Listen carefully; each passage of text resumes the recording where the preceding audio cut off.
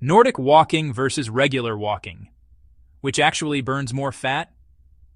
You've probably seen people walking around with two ski-looking poles and wondered if they're doing something genuinely different, or just making walking look more complicated than it needs to be.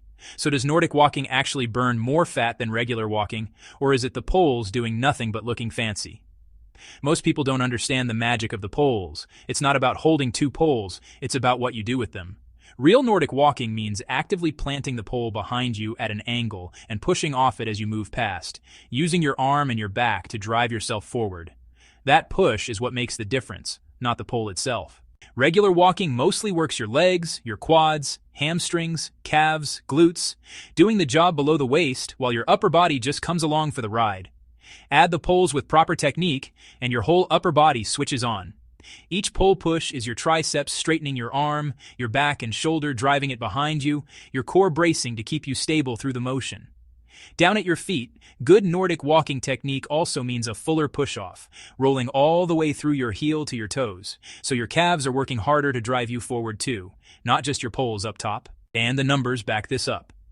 At the same pace, Nordic walking with proper technique burns somewhere between 18 to 46% more calories than regular walking.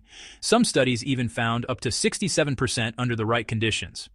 Your heart rate climbs higher too, doing more work for what feels like the same effort. There's actually a name for that gap. Researchers call it the perceived exertion gap. You're burning noticeably more without feeling like you're working proportionally harder. Now what about pace? A regular walking pace sits around 5 kilometers an hour.